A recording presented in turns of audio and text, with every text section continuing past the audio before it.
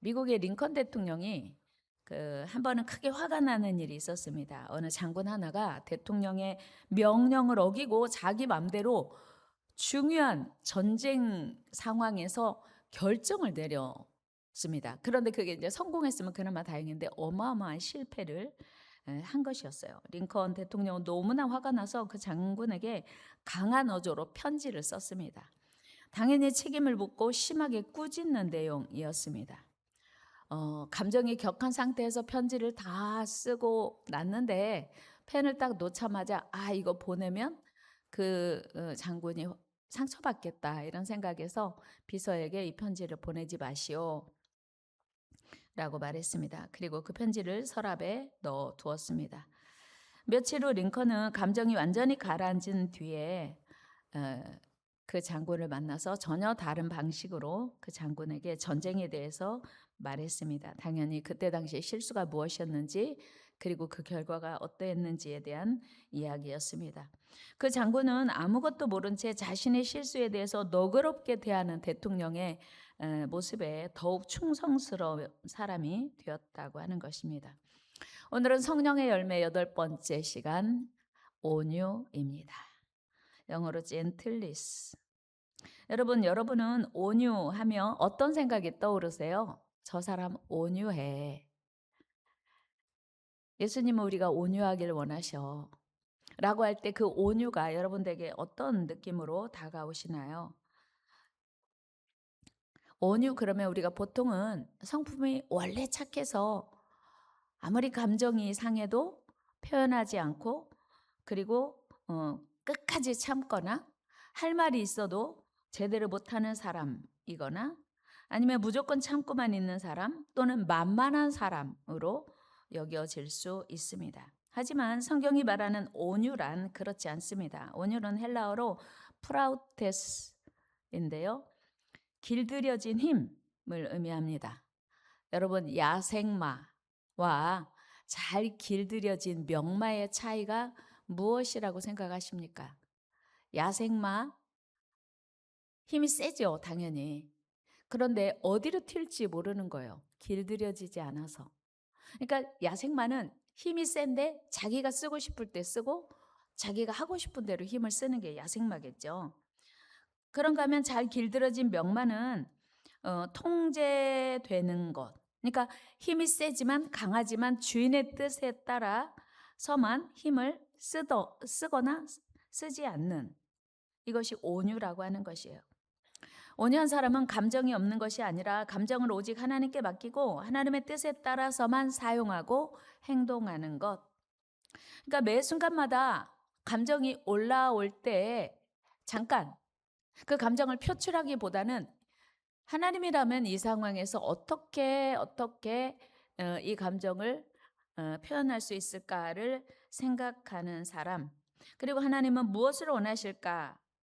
그래서 모든 행동과 결정의 기준을 하나님의 뜻에 따르는 것. 그래서 온유는 단순히 성품만이 아니라 영적인 힘 그리고 성령의 열매입니다. 여러분, 온유는 감정이 아예 없거나 화가 나지 않는 상태가 아닙니다. 오직 모든 상황에서 하나님의 뜻에 맞추는 것, 그게 온유하다는 것이죠. 그러니까 심령이 온유하다는 말은 주님에 대한 반응이에요. 자기 생각이나 감정이 전혀 없는 게 아니고 철저히 자기 자신의 행동 또 감정 표현을 하나님의 뜻에 따르겠다고 하는 훈련된 그런 성품이겠죠. 그러니까 주님이 하라고 하면 하고 주님이 하지 말라고 하면 안 하는 그런 잘 훈련된 모습. 주님이 말하라고 하면 말하고 주님이 입을 닫으라 하면 입을 닫는. 이처럼 우리 주님께 온전히 반응하는 성품이 온유함입니다. 민수기 12장 3절에 보면 모세를 온유한 사람이라고 표현하고 있습니다. 우리 한번 읽어보겠습니다. 이 사람 모세는 온유함이 지면의 모든 사람보다 더하더라. 아멘. 모세는 온유함이 지면의 모든 사람보다 더하대. 그러니까 모세가 가장 온유하다 그런 얘기죠. 근데 여러분 모세가 과연 그런 사람이었을까요?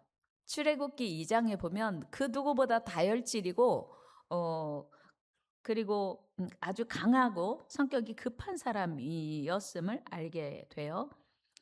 그러니까 모세는 그 자기 계획이 무산되고 어그러지는 것을 보면서 결코 참지 못했어요. 그러니까 자기는 히브리 민족을 돕고 싶었는데 애굽 사람이 히브리 사람을 괴롭히는 것을 보고 현장에서 자기 동족 히브리 사람을 괴롭히는 사람을 쳐 죽였어요. 11절 12절 말씀 볼까요? 시작. 모세가 장성한 후에 한 번은 조금 자기 내려. 형제들에게 나가서 그들이 고되게 노동하는 것을 보더니 어떤 애굽 사람이 한 히브리 사람 곧 자기 형제를 치는 것을 본지라 좌우를 살펴 사람이 없음을 보고 그 애굽 사람을 쳐 죽여 모래 속에 감추니라. 아멘. 사람을 그 순간에 자기 동족을 괴롭혔다는 이유 하나만으로 쳐 죽였어요. 그래서 모래속에 감춘 사람이 얼마나 다혈질인지 알겠죠.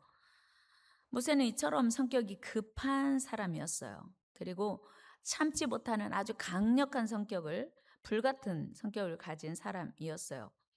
그 성격 때문에 사람을 죽이고 도저히 이제 거기서 살인자였기 때문에 살 수가 없어서 광야로 도망쳐야 했습니다. 그리고 그는 광야에서 무려 40년간이나 잊혀진 사람으로 무명의 시간을 보내야 했습니다. 모세는 자기 힘으로 아무것도 할 수 없어서 그의 장인 이드로의 양무리를 치며 세월을 보낸 것이지요. 그렇게 광야에서 깨어짐과 긴 훈련의 시간을 보내며 모세는 온유한 사람이 되었습니다. 그리고 시간은 흘러 이제 출애굽 여정을 하나님께서 위탁하셨고 출애굽의 사명을 잘 감당하고 이제 광야 40년 들어선 어느 날 모세가 이방인인 구스 여인을 아래로 맞이했는데 이때 모세의 누이 미리암과 형 아론이 모세를 비방합니다. 우리 민수기 12장 1절 같이 읽겠습니다. 모세가 구스 여자를 취하였더니 그 구스 여자를 취하였으므로 미리암과 아론이 모세를 비방하니라. 모세가 구스 여자는 이디오피아 여인이에요. 그러니까 이스라엘 사람들은 유다인들은 피부가 하얀데 구스 여자니까 약간 피부가 까무잡잡하겠죠. 그러니까 뭐 피부색으로 뭐 사람을 구별하는 것이라기보다는 그 이때 당시만 해도 하나님께서 이스라엘 백성 히브리 민족만 구원하셨다는 그 선택받은 민족에 대한 그 자기 민족에 대한 그게 되게 강했어요. 그런데 이방 여인이 구스 여인을 아내로 맞이하니까 모세를 비방하는 거예요. 야, 모세 너 어떻게 그럴 수가 있어? 모세가 이제 그에 대해서 즉각적인 반응을 하지 않는 상황에서 계속 비방하는 거예요. 야, 우리가 너에게 이런 말 한다고 해서 기분 나쁘게 생각하지 마. 너만 하나님하고 대면하여 말하는 게 아니야. 너만 하나님의 종이 아니야. 우리도 하나님과 이야기하고 우리도 하나님의 종이잖아. 그런 이제 이야기를 합니다. 사실 모세는 지금 이미 60만 대군을 이끌고 출애굽한 이스라엘의 위대한 용사예요. 그리고 하나님의 뜻을 묻고 대면하여 기도함으로 하나님의 응답을 받던 위대한 지도자였습니다. 그런데 모세의 형과 그리고 그 누나가 형제라는 차원에서 그리고 우리도 하나님의 종이야 라고 하는 차원에서 모세를 비방하고 업신여긴 것이에요. 2절 말씀 한번 같이 읽겠습니다. 시작. 그들이 이르되 여호와께서 모세와만 말씀하셨느냐 우리와도 말씀하지 아니하셨느냐 하매 여호와께서 이 말을 들으셨더라. 야, 모세만 하나님의 종이야? 우리도 하나님의 종이잖아. 근데 그 말을 여호와께서 들으셨다고 성경은 말씀하고 있습니다. 그런데 갑자기 그 순간에 하나님이 개입하세요. 하나님께서 모세와 아론과 미리암을 다 같이 부르셨어요. 4절 말씀 읽겠습니다. 시작. 여호와께서 갑자기 모세와 아론과 미레암에게 이르시되 너희 세 사람은 회막으로 나오라 하시니 그 세 사람이 나아가매. 세 사람이 하나님이 다 부르는 거예요. 세 사람이 다 나왔어요. 그리고 특히 아론과 미리암에게 하나님이 이렇게 말씀하십니다. 7절 8절이에요. 같이 읽어요. 내 종 모세와는 그렇지 아니하니 그는 내 온 집에 충성함이라. 그와는 내가 대면하여 명백히 말하고 은밀한 말로 하지 아니하며 그는 또 여호와의 형상을 보거늘 너희가 어찌하여 내 종 모세의 비방하기를 두려워하지 아니하느냐. 아멘. 하나님께서 모세를 내 종이라고 말씀하세요. 그리고 아론과 미리암이 모세가 어떤 잘못을 했든지 내 종이니 내가 알아서 할 건데 네가 왜 비방해?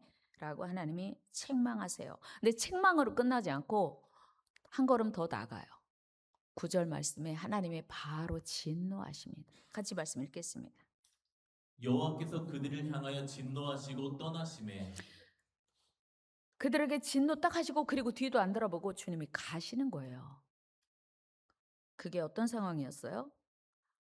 미리암에게 나병이 발하게 된 거예요. 여러분, 우리가 모세처럼 온유해야 되는 이유는 우리의 모든 상황을 하나님이 다 알고 계시기 때문에 우리가 굳이 발끈하거나 감정을 격하게 해서 얼굴 표정 변해가면서 그 일을 내가 변명할 필요가 없더라는 사실이에요. 여기서 모세가 지극히 온유하다, 온유한 사람이라고 하는 표현을 하고 있거든요. 그러니까 그 상황을 하나님도 다 알고 계셨고 보고 계셨어요. 모세는 아무 반응도 하지 않았어요. 그때 모세가 온유하다. 모세의 온유함이 지면의 어떤 사람보다 크다 말씀하세요.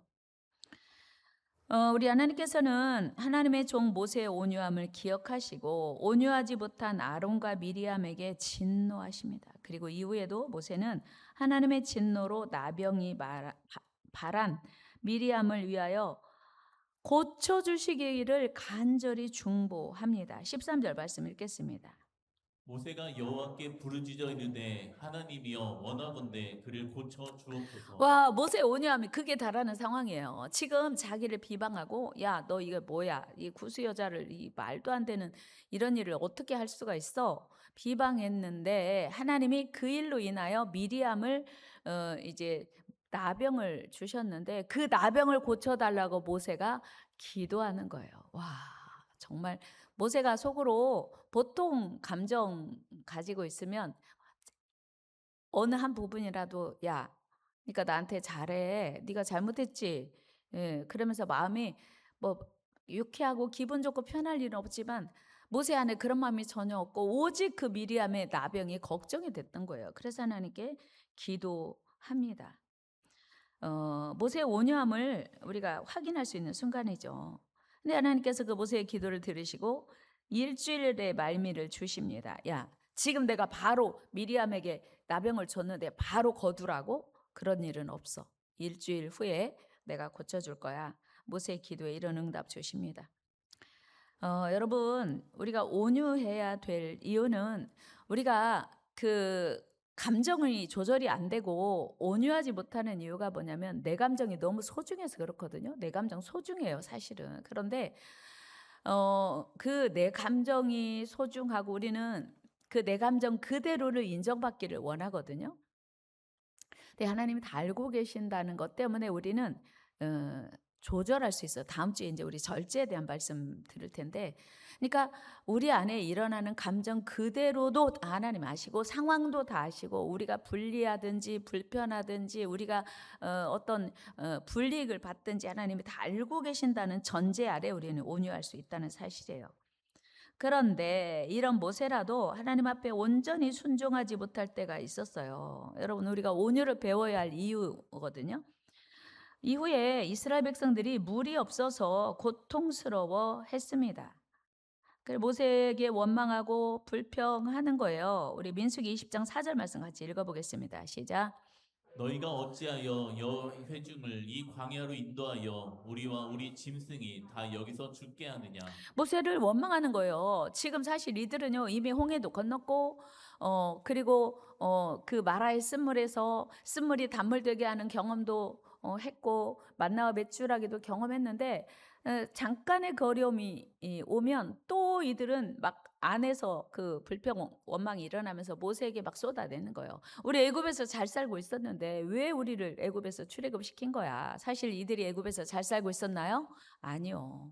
너무너무 힘들어서 그 바로의 그 무거운 그 노동의 그 강도 때문에 막 신음하면서 하나님께 기도하고 고통했던 그걸 하나님이 들으시고 출애굽시키신 거거든요. 근데 마치도 애굽에서 편하게 잘 살았던 것처럼, 그러니까 그 상황을 벗어나면 우리는 옛날 일을 다 잃어버려요. 우리가 옛날에 얼마나 어렵게 살았는지, 얼마나 절망 가운데서 하나님께 절규하며 기도했는지 다 잊어버리고, 오늘도 아까 잠깐 어떤 분하고 그런 얘기했어요. 화장실 갈 때하고 나올 때 마음이 전혀 다른 거예요.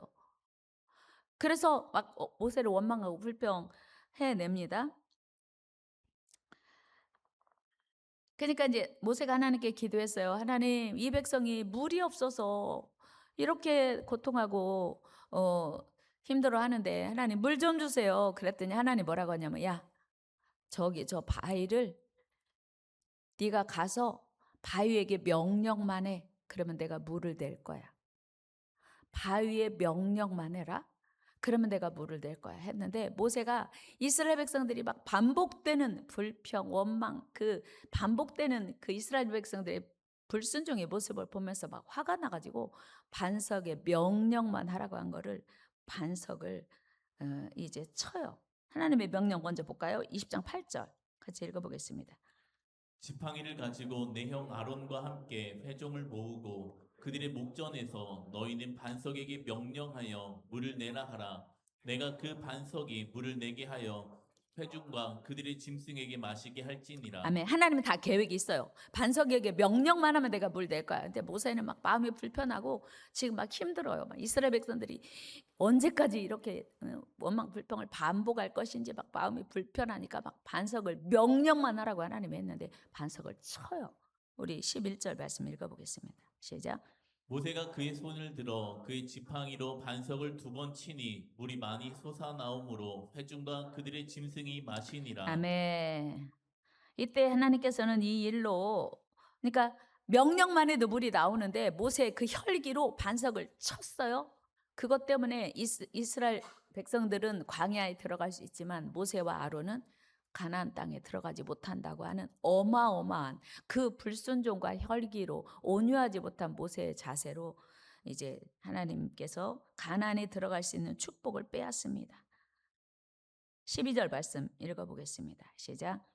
여호와께서 모세와 아론에게 이르시되 너희가 나를 믿지 아니하고 이스라엘 자손의 목전에서 내 거룩함을 나타내지 아니한 고로 너희는 이 회중을 내가 그들에게 준 땅으로 인도하여 드리지 못하리라 하시니라. 아멘. 이 한 사건 때문에 모세가 40년 이스라엘 백성들을 광야로 인도했는데 요단강 앞에서 이제 모세는 죽거든요. 그러니까 혈기가, 온유하지 못함이, 고집이, 그 자기 그 주장이 강한 것이 얼마나 우리 인생을 불행으로 이끌어가는지 알게 돼요. 그리고 우리가 모세를 통해서 깨달는 것은 온유는 사람이 완전히 변하기도 하겠지만 매 순간순간마다 선택해야 되는 선택지라고 하는 것을 깨닫게 돼요. 분명히 성경에서 온유한 사람이 모세라고 대놓고 민수기 10장 3절에서 말씀했는데, 이 전에도 혈기 왕성했었고 이후에도 또 다시 하나님 말씀에 불순종하고 혈기 부려서 가나안 땅에 들어가지 못합니다. 참 안타까운 일이죠. 여러분, 우리가 신앙생활하는 중에도 하나님만 온전히 바라보고 하나님만 온전히 순종해야 하는 온유함이 매 순간 필요하다는 사실이에요. 매 순간. 그런데 문제는 우리가 신앙생활을 오래 해도 모세처럼 순간순간 무너질 수 있다고 하는 거예요. 그래서 온유는 한 번의 성품이 아니고 매 순간 선택해야 된다. 내 고집과 내 감정을 다 내려놓는 훈련을 매 순간 해야 된다는 거예요. 성경에서 대표적인 온유한 사람은 구약에서 모세라면, 제가 이 말씀 준비하면서 사실 다윗도 온유한 성품이 있어요. 그래서 다윗 얘기도 하고 싶었는데 오늘은 신약으로 가서 예수님의 온유함에 대한 말씀을 드리려고 해요. 오늘 본문, 함께 보았던 본문에 마태복음 11장 29절에 보면 예수님이 분명히 이렇게 말씀하십니다. 같이 읽어요. 시작. 나는 마음이 온유하고 겸손하니 나의 멍에를 메고 내게 배우라. 그리하면 너희 마음이 쉼을 얻으리니. 아멘. 예수님이 나 온유한 사람이야. 나 온유한 성품이 있어. 근데 온유와 겸손이 같이 가잖아요. 나는 마음이 온유하고 겸손하니 이게 의미 있어요. 온유와 겸손이 같이 가는 이유. 어쨌든 예수님이 나 마음이 온유하다. 그리고 겸손해. 그러니까 너희도 내게로 와서 배워라 하셨는데 결정적으로 우리가 확인할 수 있는 예수님의 온유함이 언제냐면 십자가에 달려 죽으시기 전날 밤. 예수님 이런 기도하셨죠. 하나님의 뜻이라면 이 잔을 내게서 지나가게 하옵소서. 그 잔이란 십자가 지는 거거든요. 그리고 그러나 내 원대로 마시옵고 아버지 원대로 되기를 원합니다라고 기도했어요. 누가복음 22장 42절입니다. 시작. 이르시되 아버지여 만일 아버지의 뜻이거든 이 잔을 내게서 옮기시옵소서. 그러나 내 원대로 마시옵고 아버지의 원대로 되기를 원하나이다 하시니. 아멘. 이게 온유예요. 여러분 어때요? 여러분 기도 한번 돌이켜 보세요. 여러분 기도. 하나님의 뜻이 A라고 해도 우리는 안 돼요. 그건 안 돼요. B여야 돼요. 하나님 저 B 원합니다. B 되게 해주세요라고 계속 기도하고 계신 건 아닐까요? 예수님은요, 그 결정적인 순간에 육체로 오신 예수님이 십자가에 달려 죽으시니까 얼마나 고통스러우시겠어요. 그런데 그 결정적인 순간에 예수님이 하신 선택이 뭐냐면 그러나 내 원대로 마시옵고 아버지 원대로 되기를 원합니다. 한번 해볼까요? 그러나 내 원대로 마시옵고 아버지 원대로 되기를 원하나이다. 아멘. 이게 온유의 대표적인 모습입니다. 온유함이란 바로 우리 예수님의 성품입니다. 예수님의 순종의 모습입니다. 또 예수님의 삶의 자세가 온유함입니다. 그래서 온유함의 핵심은 뭐냐면 내 생각, 내 계획, 내 뜻, 내 고집, 내 기분 다 내려놓고 주님을 바라보는 것, 주님을 닮아가는 것. 우리도 예수님처럼 온유할 수 있기를 축복합니다. 여러분 온유함이란 나약함이나 비겁함이 결코 아닙니다. 온유함이란 오직 하나님이 원하시는 대로 순종하는 힘. 그러나 온유는 우리의 결단과 노력으로 이루어지는 게 아닙니다. 온유는 성령께서 오셔야 비로소 나타날 수 있어요. 그래서 우리는 성령의 열매 중에 하나로 온유를 지금 듣고 있는 거예요. 그래서 성령께서 임하신 사람의 특징은 뭐냐면 굳은 마음이 아니라 부드러운 마음이에요. 에스겔 36장 26절에 보니까 이런 말씀이 있습니다. 같이 읽어요. 시작. 또 새 영을 너희 속에 두고 새 마음을 너희에게 주되 너희 육신에서 굳은 마음을 제거하고 부드러운 마음을 줄 것이며. 아멘. 굳은 마음을 제거하고 부드러운 마음을 줄 것이다. 이게 성령이 오시면 나타나는 현상입니다. 어때요, 여러분은? 마음이 부드러워요? 유연합니까? 아니면 마음이 단단합니까? 누가 무슨 얘기를 해도 요동하지 않는 그거는 단단한 모습이죠. 그러니까 성령께서 오시기 전에 우리의 마음은 원래 단단하게 굳어 있었습니다. 그러나 성령이 오시면 우리 마음이 온유한 마음, 즉 부드러운 마음으로 변화될 수 있습니다. 그렇다면 성령이 오셔서 우리 안에 있는 굳은 마음, 고집스러운 마음을 부드러운 마음으로 바꾸시는 이유가 무엇일까요? 그것은 하나님 말씀에 순종하기 위하여서예요. 우리 안에 있는 어떤 힘이나 에너지가 있든지 그거를 하나님이 원하시는 대로 사용할 수 있기 위해서 우리에게 온유함을 주시는 거예요. 우리 한번 말씀 읽어볼까요? 에스겔 36장 27절 시작. 또 내 영을 너희 속에 두어 너희로 내 율례를 행하게 하리니 너희가 내 규례를 지켜 행할지라. 아멘. 내 영, 하나님의 영이 우리에게 온다면 하나님의 율례, 하나님의 규례를 지켜 행하게 한다고 하는 거예요. 이게 하나님의 뜻이에요. 그러니까 우리가 성령을 받는 하나님 우리에게 성령을 주시는 목적이 우리가 성령을 받아야 할 이유가 하나님께 순종하기 위하여서 하나님의 뜻을 행하기 위하여서라는 거예요. 여러분 우리가 하나님 말씀대로 순종해야 하나님이 우리 삶에 역사하실 수 있습니다. 하나님께서 아무리 우리에게 복을 주시려고 해도 우리가 하나님의 말씀대로 순종하지 않으면 복을 주실 수가 없습니다. 여러분 우리 하나님 우리에게 복 주시기 원하세요. 믿으십니까? 하나님 우리에게 복 주시기 원하세요. 그런데 왜 우리가 복을 받지 못하냐면 하나님의 뜻대로 순종하지 않기 때문이에요. 왜요? 내 고집 때문에, 내 온유하지 못한 기질 때문에. 근데 하나님이 우리에게 온유하라고 하시는 것은 복을 주시기 위함이라는 사실을 우리가 기억해야 돼요. 우리가 하나님 말씀에 순종하면 복을 주시지만 우리가 하나님 말씀에 순종하지 않으면 복을 유보하세요. 기다리신다는 거예요. 순종할 때까지. 그러므로 우리는 속히 온유한 자가 되어서 그 말씀대로 순종해야 합니다. 오늘 본문 갈라디아서 5장 24절을 보면 이렇게 말씀하고 있어요. 같이 읽어볼까요? 시작.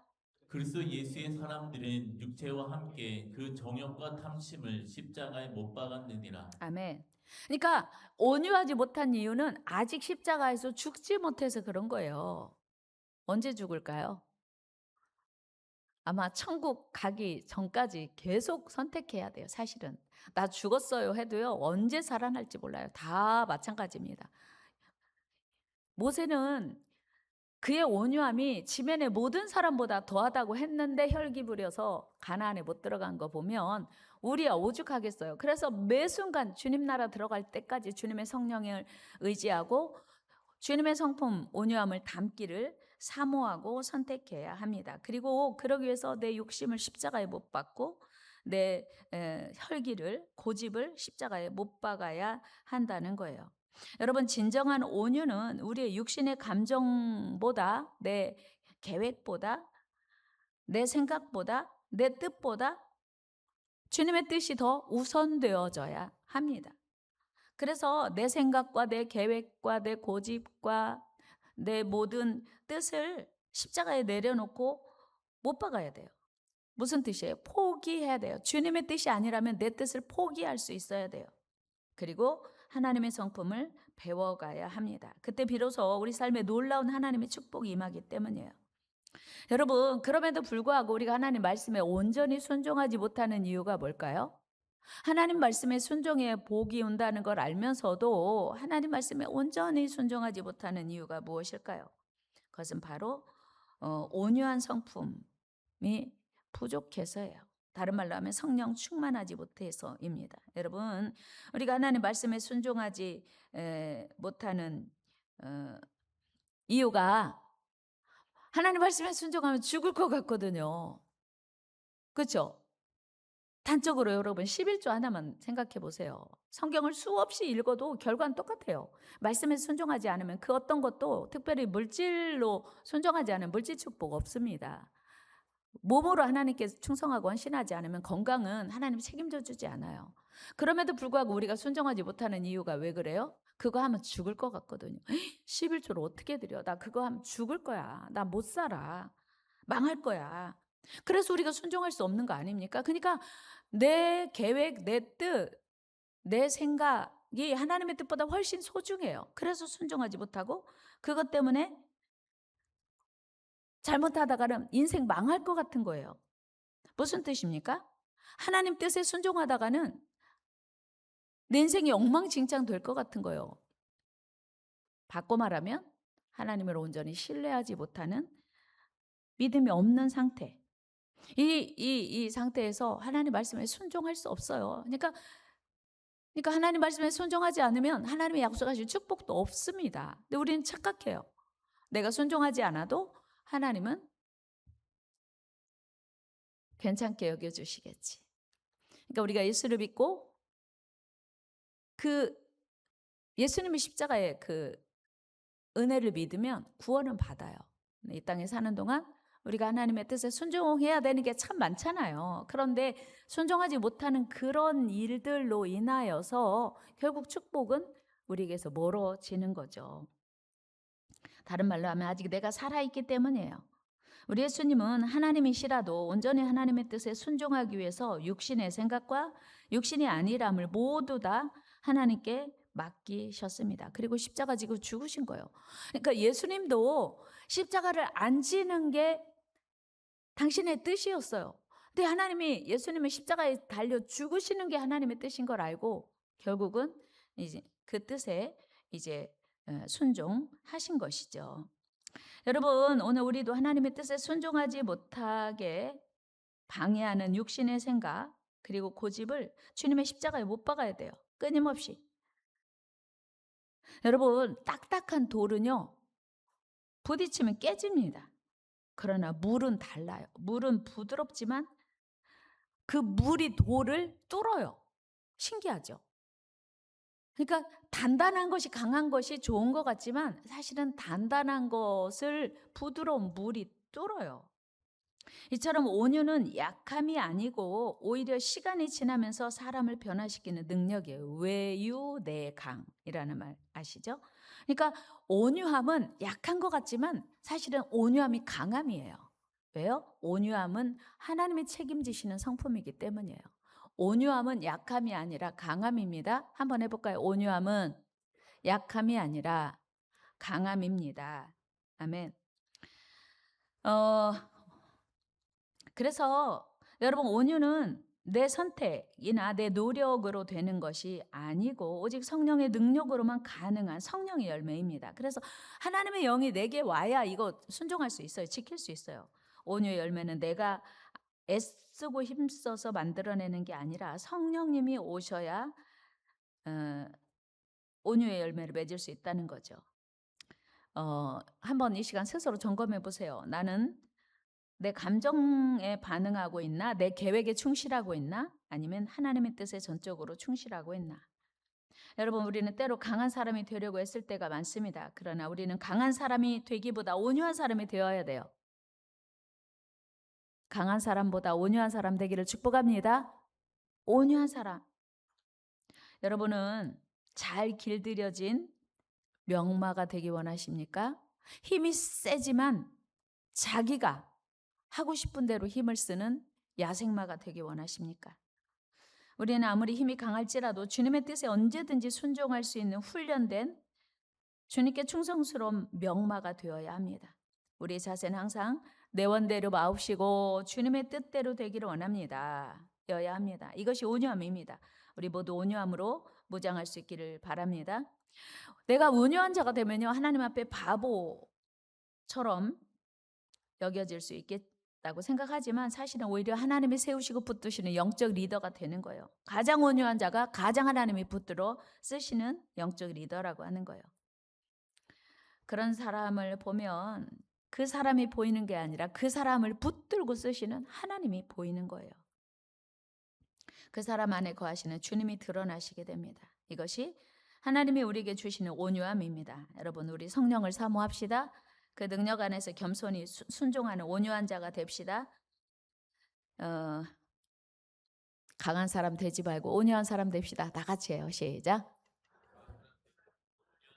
이기는 사람이 아니라 품는 사람이 됩시다. 그렇습니다. 그리고 온유함은 겸손함과 함께 그 쌍둥이처럼 같이 다니는 그 용례를 보면 우리 매 순간 왕 대신 하나님께 겸손함으로 순종해서 하나님이 마음껏 쓰시고 마음껏 축복하시는 온유한 자 우리 방주성도 모두 되기를 주의 이름으로 축복합니다.